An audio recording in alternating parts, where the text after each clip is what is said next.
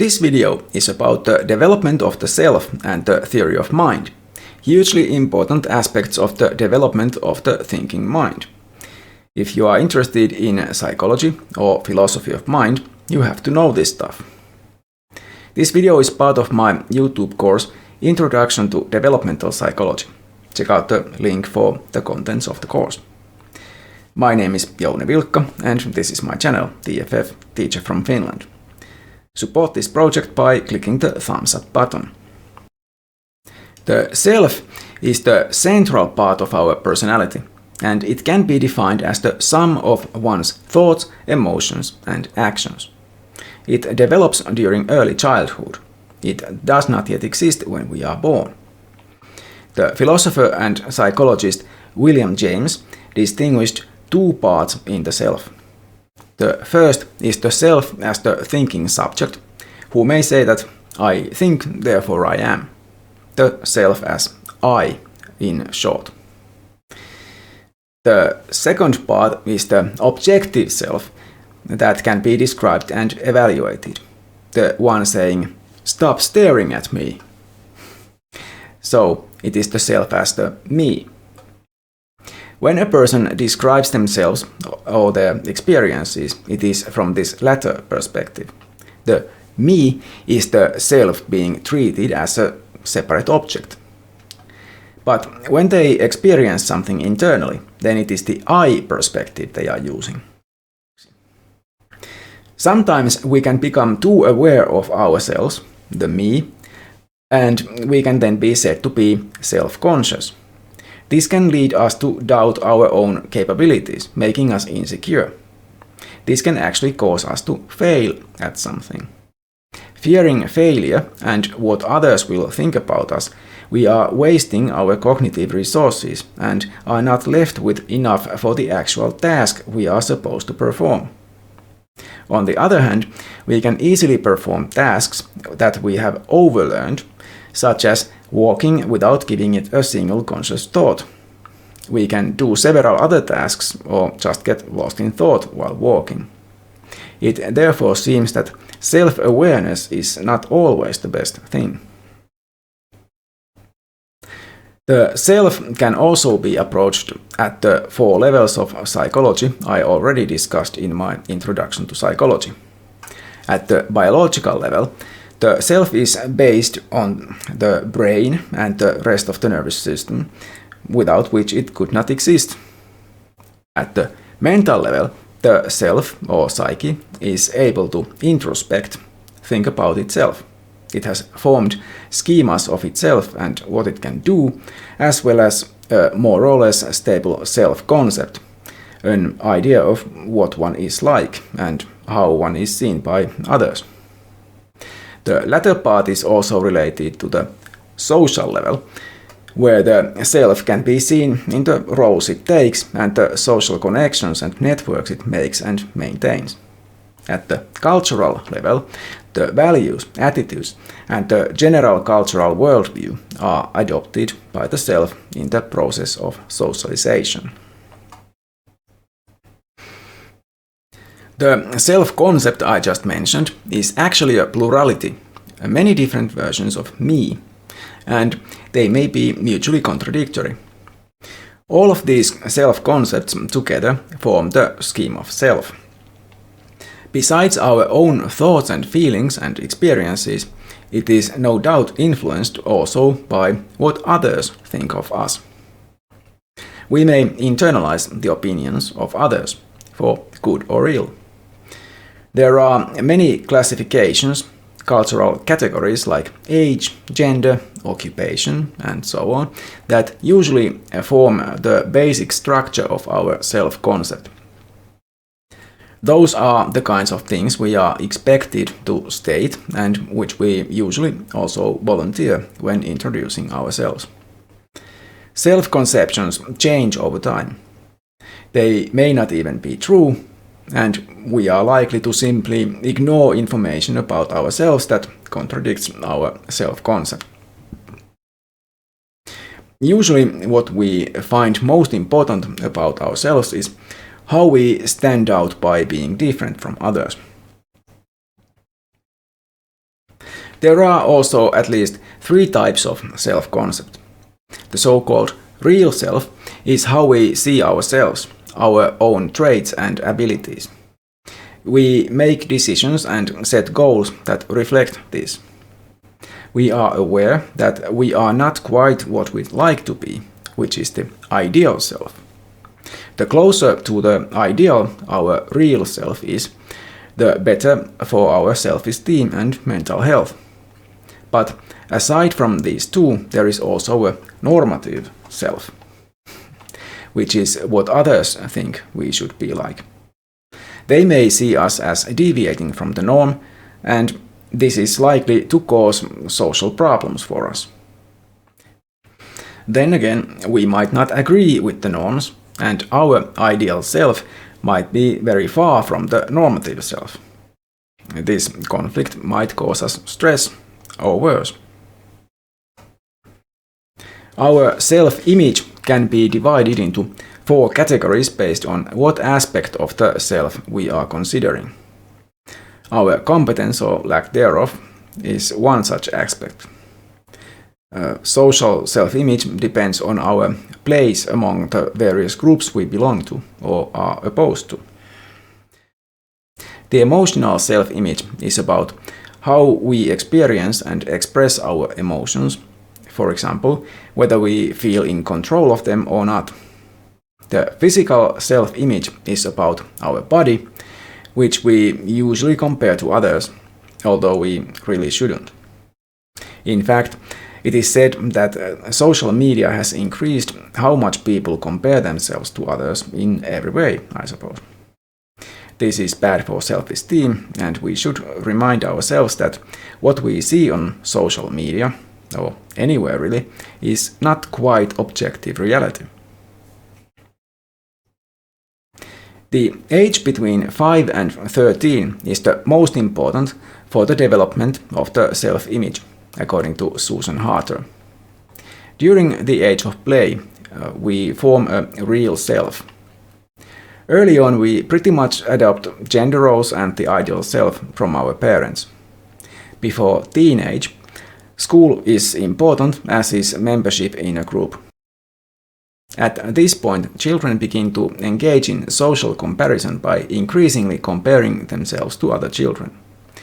Kids want to emphasize their uniqueness as well as the similarity with the peer group. This is emphasized during teenage, when social contacts outside the home become more important than the immediate family. Adolescents, according to David Elkind, are heavily concerned with their own appearance and behavior and believe others to be equally interested in them, constantly scrutinizing them. This belief in an imaginary audience, while seemingly pretty harmful, can be connected to increased introspection. At that age, experimenting with different roles and the search for an identity becomes important. In seeking their identity and who they really want to be, they are trying to figure out some important philosophical, especially ethical questions, whether they realize their philosophical nature or not. Hint, I have courses on these subjects on my channel. While Harter describes the development of the self-concept, 2 other researchers describe the origin of the self in the first place. According to Daniel Stern, the self begins to take shape during the first 3 months of age, when the baby cries and is taken care of in response. By 8 months, the baby is already using the social smile, intentionally smiling at someone to make contact, and is reacting to stimuli. By the 15th month, there is a subjective self that is able to distinguish between its own will and that of the parents, and is able to pay attention to an object pointed out by a caregiver, which leads to the development of language. This is called joint attention, where both participants focus their attention simultaneously to each other and the object of interest. Past this point, the infant is able to verbally communicate with others about itself, the experiences it has, to talk about itself using their own name, and is also able to recognize its mirror image and to use symbols in games. According to Margaret S. Mahler, for the first 2 months, the newborn is in a state of normal autism, focused on its internal experiences. Until the age of 4 months, the infant is unable to make the distinction between itself and its mother, although it is able to distinguish between the mother and the rest of the environment. The baby begins to differentiate between itself and the mother after this initial period. This is when the infant's psychological birth begins, as Mahler calls it. This phase begins between 5 and 10 months of age, as the infant becomes curious about its environment, but also experiences separation anxiety, fearing the disappearance of the mother. The infant practices investigating the world alone between 7 and 16 months of age, repeatedly returning to the mother or other safe person while doing so, in order to feel safe. Between 16 and 24 months of age occurs a phase during which the infant experiences a conflict between its independence and dependence. The realization that it truly is an independent entity and there is no return to a symbiosis with the mother may cause it to cling to the mother during this period. The last phase in the development of the self occurs between 2 and 3 years of age, when the infant finally begins to identify itself using I instead of their name. The infant is now able to recall images of the important people in its life, especially the mother, which helps overcome separation anxiety. The infant now also accepts that a single individual can contain both bad and good, and this applies to itself as well. One really important concept in developmental psychology is the theory of mind. It is not a scientific theory, but refers to the ability of an individual to understand that others have their own unique and separate minds as well. The theory of mind is also an important requirement for the development of the self, I think. For example, a child who does not yet have a theory of mind will think that another person will look for a given object in a box where the child has seen the object being placed. Once they have at least some kind of theory of mind, they can understand that the person will look for the object where they have last seen it, rather than the place where it was moved afterwards. The theory of mind begins to develop between 18 and 24 months, but only becomes finished at about 4 years of age. It is much easier for us to understand the mind of someone who thinks like we do, who shares our desires, wishes, emotions, and so on, than the mind of someone who thinks differently. That is why it takes longer for the latter kind of understanding to develop. This was shown in an experiment where the researcher gave children the option to have either cookies or broccoli.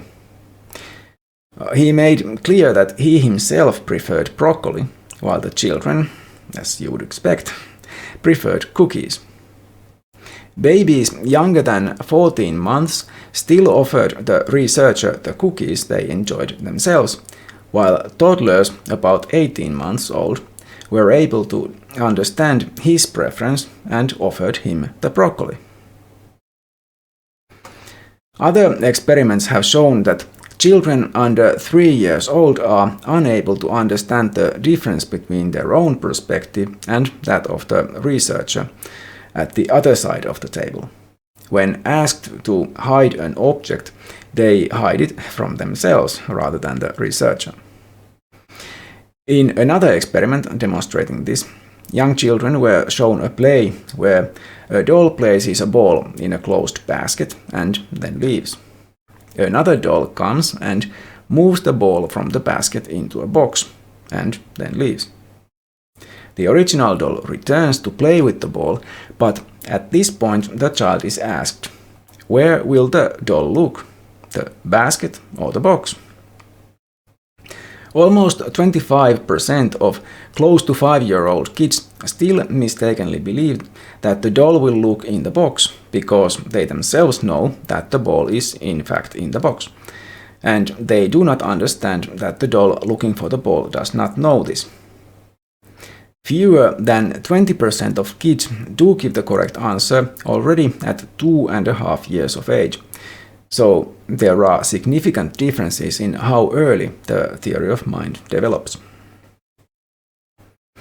I hope you found this video informative. Thanks for watching, especially if you didn't. Next time I will be discussing emotional development. See you back on my channel then. Bye for now.